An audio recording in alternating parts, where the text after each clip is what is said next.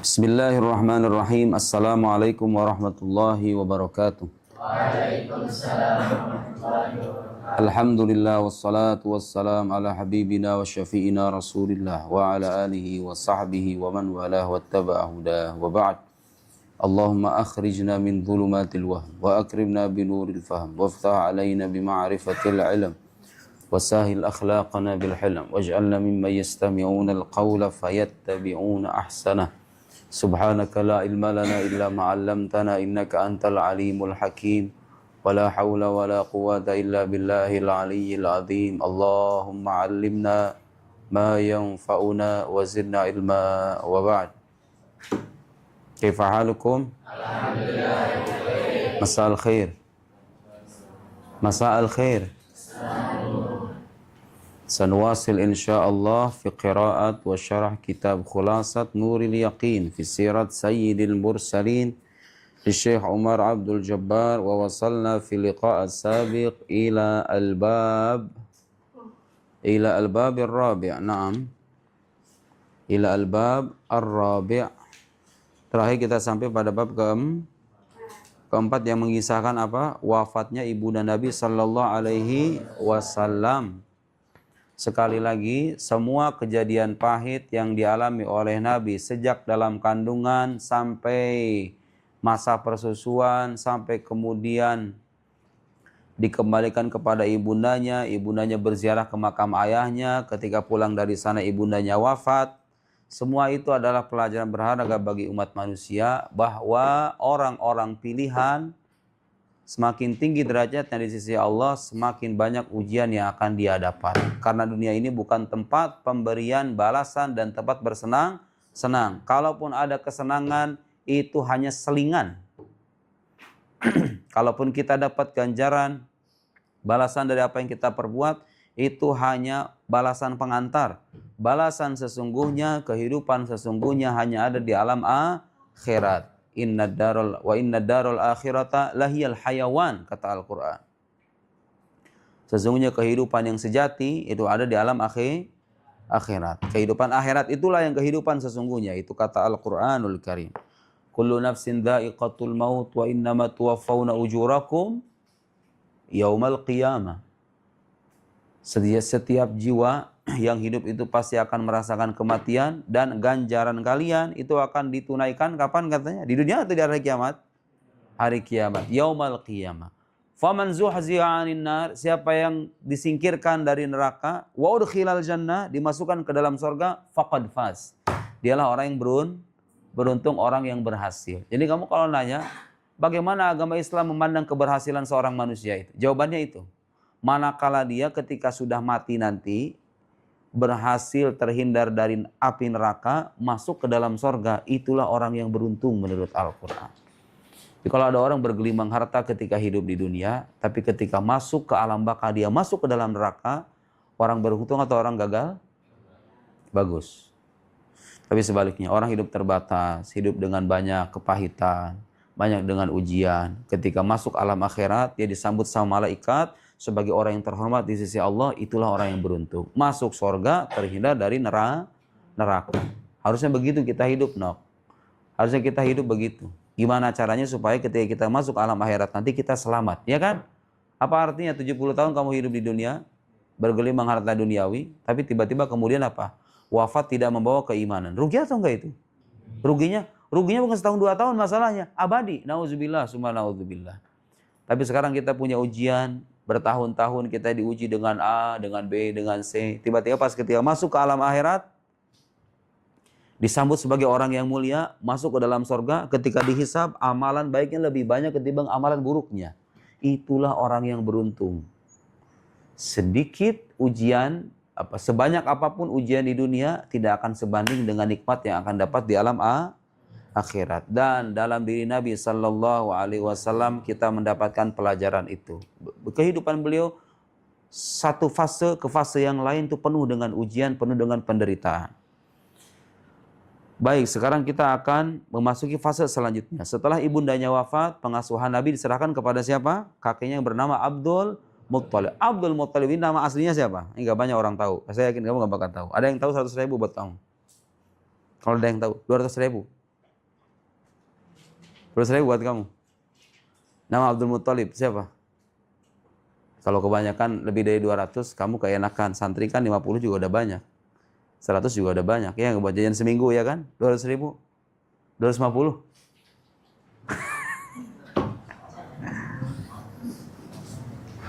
Naikin 300. Gak ada yang tahu. Tahu masalah aja. Namanya itu Syaibatul Hamd. Syaibatul Hamdi. Syaibatul Hamd. Nama asli Abdul Muttalib itu Syaibatul Hamd. Istrinya namanya siapa? Artinya kalau Abdul Muttalib ini kakeknya Nabi, berarti neneknya Nabi siapa? Namanya Fatimah. Itulah alasan kenapa ternyata ada sebagian ulama berpendapat ternyata Nabi itu menamai anaknya, salah satu putrinya itu Fatimah, sebagai salah satu tanda syukur Nabi. Karena dulu pernah mempunyai seorang nenek yang bernama Fatimah dan itu sudah berbuat baik kepada beliau. Ya, Nabi itu adalah sosok yang tahu berterima kasih. Sampai-sampai nama anaknya Fatimah, itu ada sebagian berpendapat dinamai Fatimah karena mengingat neneknya yang bernama Fatimah. Fatimah itu ibundanya siapa? Ibundanya Abdullah, ayahanda Nabi. Berarti neneknya Nabi kan? Fatimah. Kemudian neneknya siapa juga? Abdullah itu bersaudara dengan siapa? Abu Thalib. Jadi Abu Thalib dengan Abdullah ini satu bapak satu ibu. Makanya ketika Abdul Muttalib wafat, diserahkanlah pengasuhan Nabi Muhammad kepada pamannya yang bernama Abu Thalib. Bab kelima, tarbiyatuhu wa wafatu jaddihi. Tarbiyah itu artinya pendidikan. Jadi masa pendidikan Nabi, wa wafatu jaddihi, dan kisah wafat kakeknya. Siapa yang mengurus Nabi itu? Ketika dengan Sayyidah Aminah, pembantunya namanya siapa? Masih ingat? Ummu Aiman, Barakah Habasyi. Nanti semua insya Allah kita ketemu di sorga itu. Ya Allah, mudah-mudahan kita menjadi ahli sorga. Nanti ketika di sorga nanti kamu ketemu, oh ini namanya Ummu Aiman, ini namanya Hamzah, ini namanya Abdullah, ayahanda Nabi, ini namanya Aminah, ini Nabi Muhammad, kita bertemu dengan semuanya. Dan Nabi itu pernah bersabda dalam sebuah hadisnya, ana minkum bimanzilatil walid liwaladihi. Aku itu bagi kalian seperti ayah.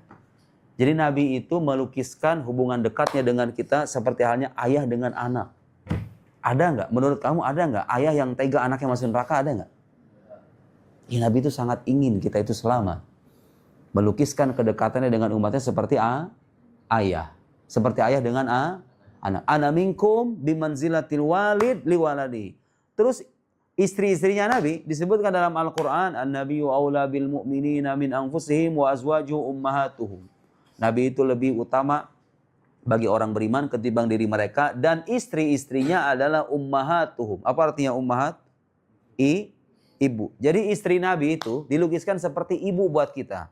Makanya gelar Sayyidah Khadijah itu Ummul Mukminin, ibundanya orang-orang beriman. Karena memang istri Nabi itu semuanya ibu kita. Ibu kita. Maksudnya kamu gak kenal sama ibu kamu. Sebutin nama-nama ibu kamu.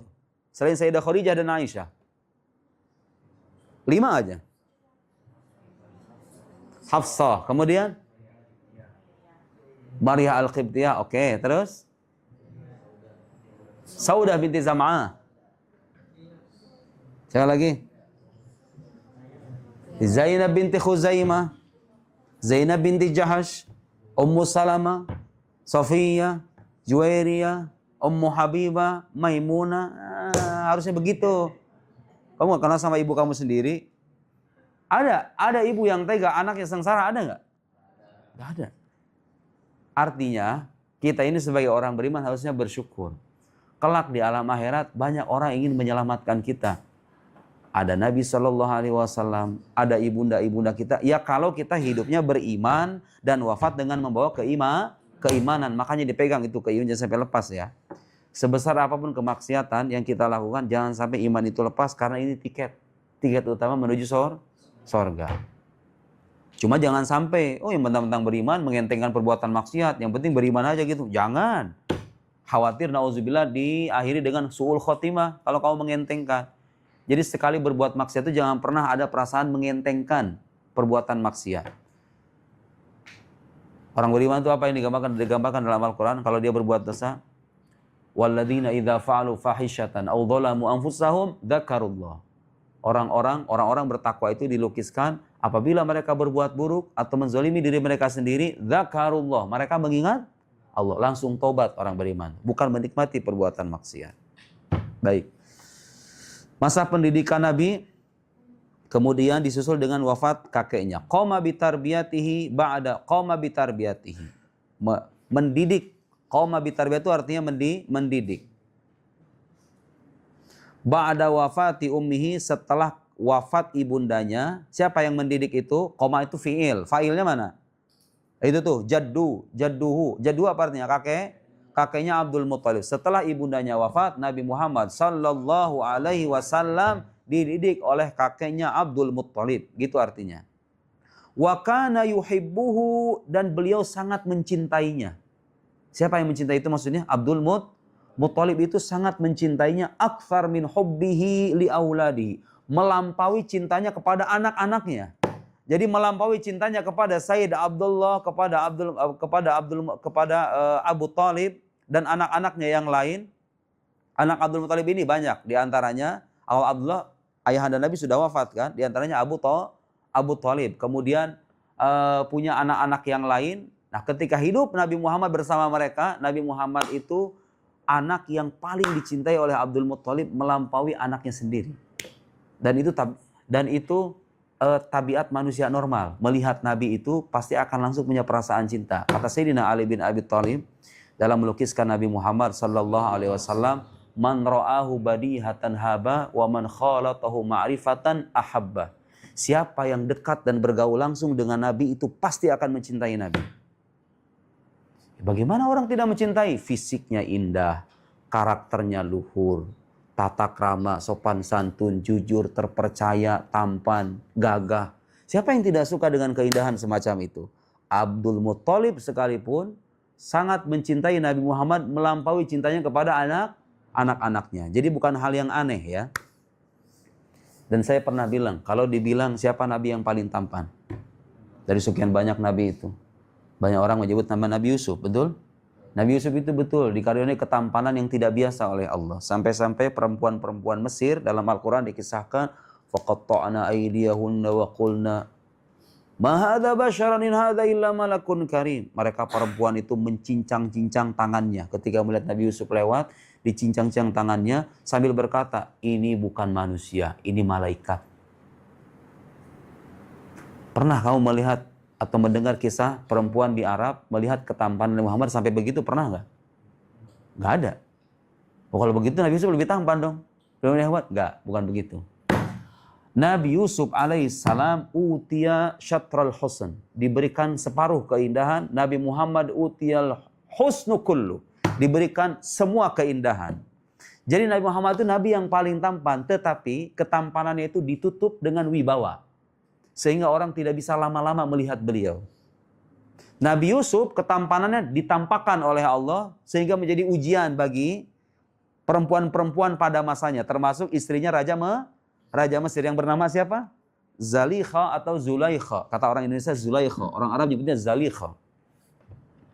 Jadi Nabi Muhammad SAW min ajmalin nas wa ahsanuhum.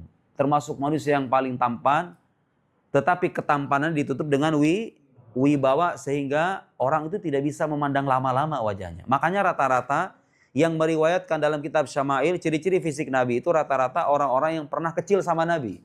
Karena orang dewasa yang sudah dewasa itu nggak kuat melihat Nabi lama-lama. Saking besar haibah atau wibawanya. Tapi kalau ketampanan ditanya siapa yang lebih tampan? Ya jelas Nabi Muhammad SAW. Bukan saya yang ngomong, itu para ulama bilang begitu. Wa kana yuhibbu aktsar min hubbihi li auladihi. Walamma balagha umruhu sallallahu alaihi wasallam 8 sanawat, walamma balagha, ketika sampai, balagha yablugh artinya sampai, artinya irfan. Tarjim, uktub tarjamah. Ketika man ladzi la yahmil kitab, siapa yang bawa kitab? Jadi peserta antar malam. Izlal, la tahmil kitab. Ketika usianya umur Nabi sallallahu alaihi wasallam balagha sampai Thamaniyas sanawat, berapa tahun itu? 8 tahun. Mata jadduhu, kakeknya wafat. Ba'daan kafalahu sanatain, setelah mengurusnya. Kafala itu artinya mengurus. Setelah mengurusnya, Abdul Muthalib maksudnya mengurus Nabi. Setelah mengurusnya sanatain selama 2 tahun. Jadi beliau diasuh oleh kakeknya berapa tahun? 2 tahun. Wafat usia beliau ketika itu berapa tahun? 8 tahun. Karena ditinggal sama ibunya pada usia berapa tahun? 6 tahun. 6 tahun itu segede abar kali ya? Iya enggak? Masih kecil. Ya Allah ya Karim.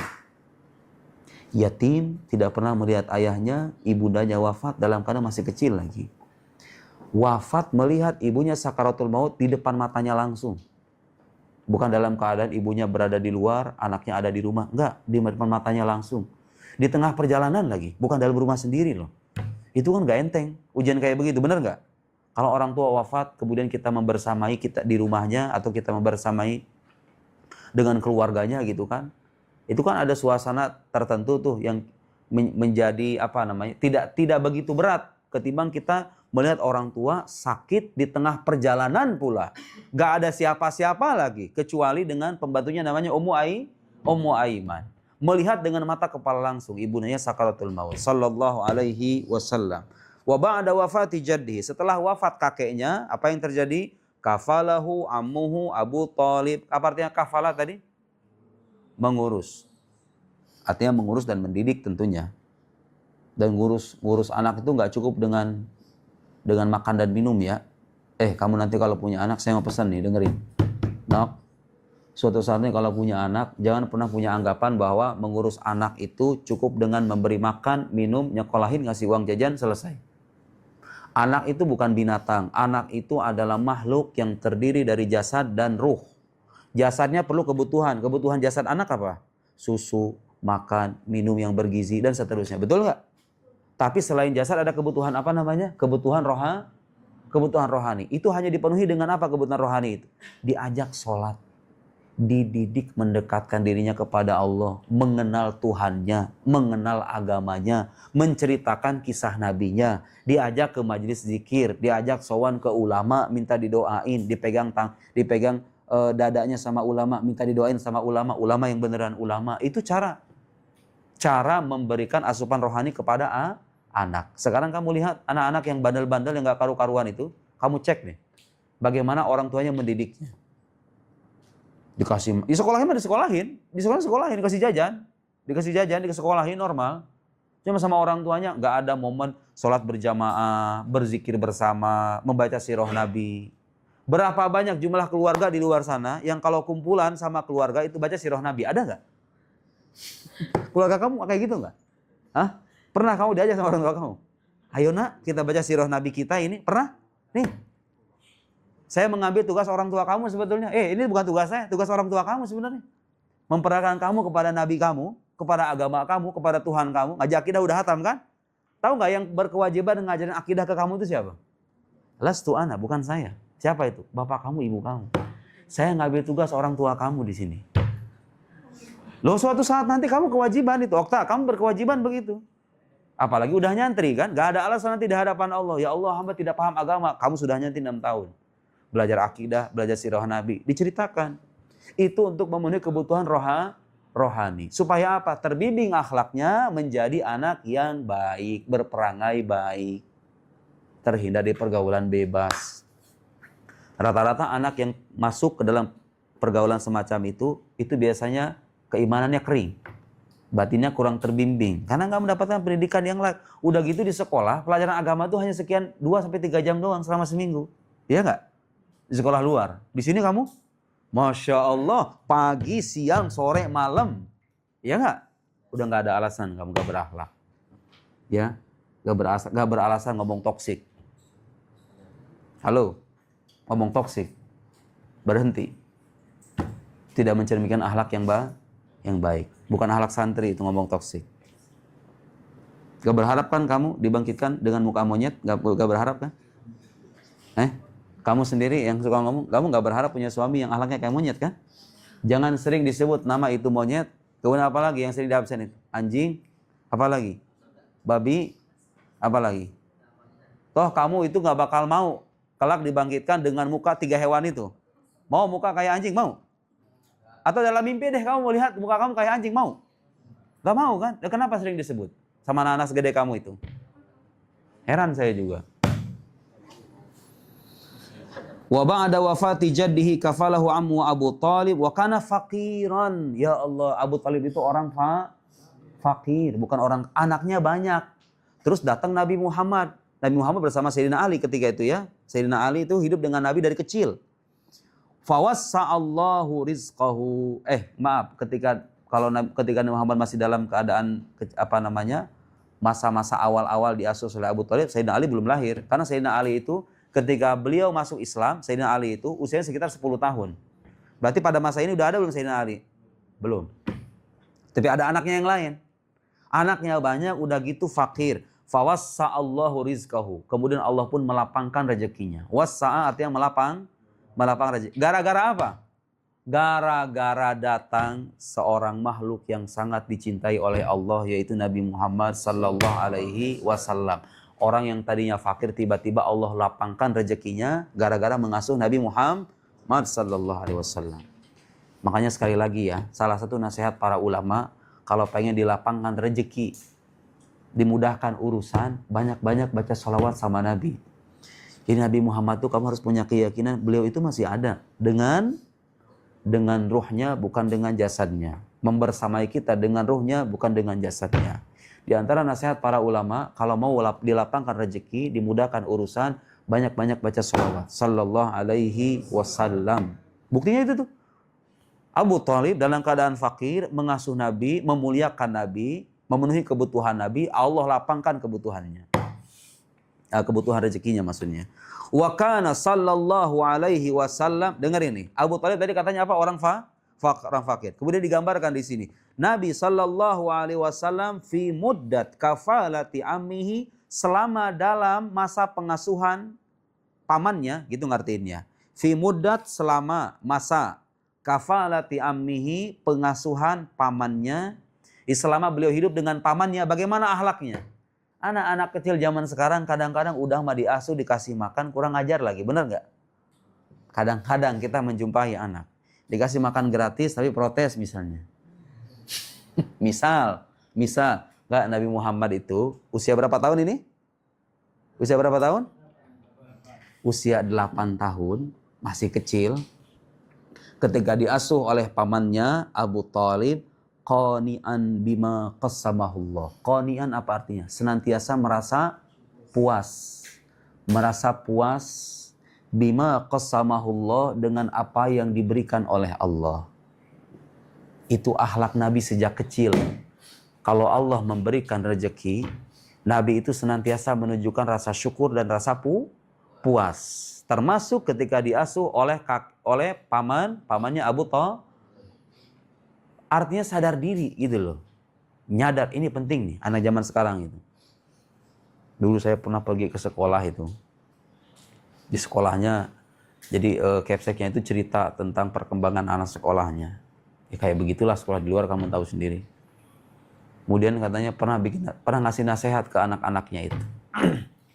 Saya mau bicara sama kalian. Sebenarnya kalian tuh jadi orang bodoh tuh nggak jadi masalah. Bodoh itu bukan aib, kata gurunya ke anak-anak didiknya. Kamu tuh jadi orang bodoh nggak jadi masalah. Cuman kalian tuh cuman kurang satu. Gak sadar diri. Udah mah bodoh.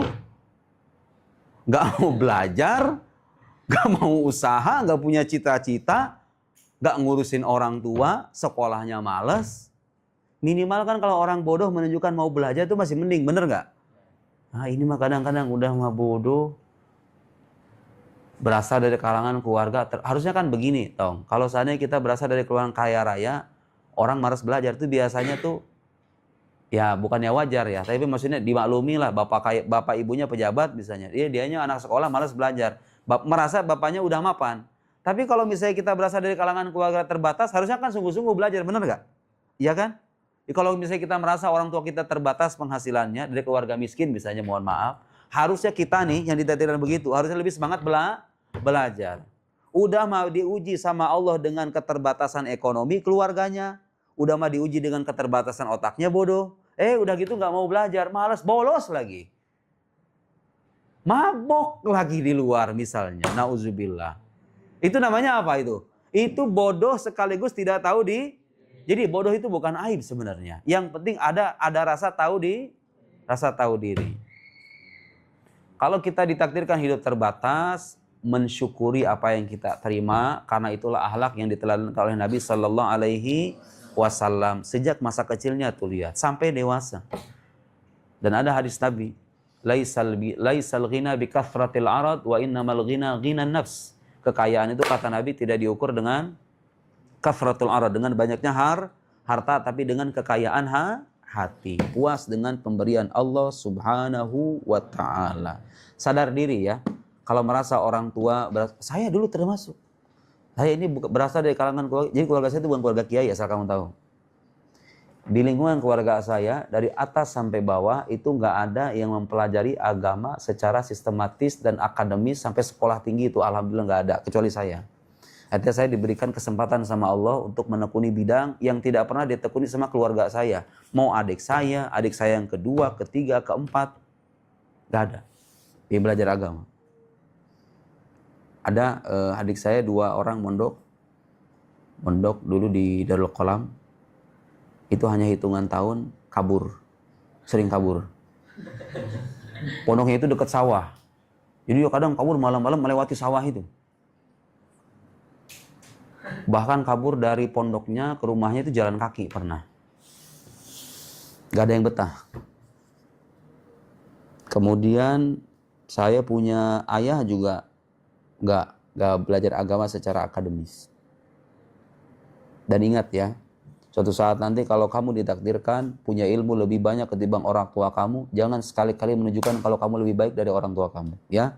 Orang tua tetaplah orang tua. Orang kamu sekaya apapun, punya jabatan, jadi anggota dewan sekalipun, punya orang tua misalnya nggak sekolah, jangan sekali-kali punya pandangan kamu lebih baik ketimbang orang tua kamu. Nggak, orang tua itu lebih baik di atas kita. Apapun yang kita dapat, orang tua itu lebih mulia karena mereka melahirkan kita. Tapi saya hanya sebatas cerita aja. Orang tua saya, ibu saya juga sama. Kemudian kakek saya punya kakek dulu. Tapi kakek saya belajar mungkin di beberapa pondok pesantren. Tapi nggak jadi kiai. Nggak jadi kiai. Paman saya, anaknya kakek juga enggak. Bibinya mondok dulu sama saya di pesantren, di Kobong. Tapi nggak jadi ustazah. Terus nggak ada. Saya berasal dari kalangan keluarga yang miskin sih enggak, tapi kaya banget juga enggak. Dengan keadaan begitu, akhirnya kita apa coba? Lebih terpecut untuk lebih semangat belajar. Karena kalau orang-orang kaya begini itu nanti suka mikir kayak gini nih. Kalau saya bertahun-tahun di Mesir pulang dengan membawa kebodohan, apa yang bisa membahagiakan orang tua saya? Benar nggak? Bagaimana cara bisa mengubah kehidupan orang tua saya? Kalau seandainya saya anak anggota dewan, kemudian punya rumah megah, dan saya tahu orang tua saya, ibu saya, bapak saya orang kaya raya, biasanya yang kaya raya ini biasanya pada malas belajar, ya nggak? Karena merasa, ya ngapain capek-capek belajar? Bapak udah punya profesi buat buat masa depan kita, udah menyediakan kendaraan, menyediakan rumah dan lain. Benar nggak? Ya, orang-orang yang hidup terbatas itu justru itu supaya apa? Supaya semangat belajar untuk mengubah keadaan. Tahu diri ya. Saya alhamdulillah tahu diri dulu. Dikasih duit sama orang tua 1 juta sebulan. Gak bisa lah. Nongkrong-nongkrong, kemudian rekreasi kemana-mana. Di 1 juta buat apaan? Di luar negeri, buat makan doang. Ada uang sisa-sisa itu, saya beliin apa cuy? Saya beliin buku itu. Jadi di saat teman-teman saya rekreasi ke tempat-tempat wisata di Mesir, kan banyak banget tempat wisata itu. Atau nongkrong-nongkrong misalnya. Saya alhamdulillah. Termasuk saya termasuk anak rumahan. Jadi pulang kuliah itu ke rumah. Kalau enggak ngaji. Ke Masjid Al-Azhar, ke Madiyafah, halakoh pengajian di luar. Tahu diri. Nggak hedon beli baju, pergi ke mall. Saya itu tahu mall di Mesir. Di Mesir tahu mall itu setelah ngajak Telia ke sana. Tahu mall, ada mall di sana. Ada mall A, mall B. Saya nggak tahu selama 7 tahun itu. Nggak suka nge-mall, nggak suka nongkrong-nongkrong. Ya di rumah aja. Sadar diri, berasal dari keluarga seperti ini, maka mau tidak mau kita harus bekerja keras. Dan alhamdulillah ada hasil. Kebayang kalau saya nggak kebayang kalau saya dulu anak seorang kaya raya, kemudian saya malas-malasan belajar. Ada sama kamu sekarang kayak begini? Ada kamu ngeliat saya di YouTube?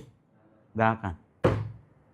Dengan keterbatasan, kadang Allah mengharapkan kita itu lebih giat dalam bekerja keras dan bersungguh-sungguh. Ya kan? Justru dengan kemewahan, kadang-kadang kita mulai terjatuh dalam kelalaian. Berbahagialah anak-anak yang ditakdirkan hidup dalam lingkungan keluarga terbatas, dan dia sadar diri dengan keterbatasan itu. Kalau dia sadar diri, dia akan semakin semangat belajar, mengubah kehidupan orang tuanya. Aku harus membahagiakan ibuku, bapakku yang sudah bercucuran keringat. Kamu sering-sering deh lihat di YouTube itu, anak-anak yang, mohon maaf, bapaknya itu misalnya berprofesi sebagai pemulung sampah, tapi anaknya jadi sarjana. Ada kan? Anaknya penjual gorengan, tapi dia menjadi doktor. Sering-sering lihat kayak begitu tuh. Kaca, cerminan, supaya kita mengubah diri kita masing-masing. Harus mencita-cita untuk masa depan. Dan niatkan itu untuk membahagiakan orang tua. Insya Allah hidup kamu gak akan sengsara. Niatkan mengabdi dan berbakti kepada orang tua. Insya Allah. Itulah kira-kira petikan kisah hidup Nabi Sallallahu Alaihi Wasallam dalam pengasuhan kakeknya dan pamannya. Pengasuhan beliau ya dari kakeknya, kemudian disusul dengan wafat kakeknya, kemudian diberikan kepada pamannya. Wallahu a'lam bissawab. Sanwasil fil liqa'il qadim. Allahumma salli afdhala salatin ala as'adi makhluqatika sayyidina Muhammad wa ala alihi wa sahbihi wa sallim adada ma'lumatika dada kalimatika kullama dzakaraka dzakirun wa ghafala an dzikrikal ghafilun. Subhanakallahumma wa bihamdik asyhadu an la ilaha illa anta nastaghfiruka wa natubu ilaik. Wa sallallahu ala sayyidina Muhammad wa ala alihi wa sahbihi wa sallam. Wassalamualaikum warahmatullahi wabarakatuh. Waalaikumsalam.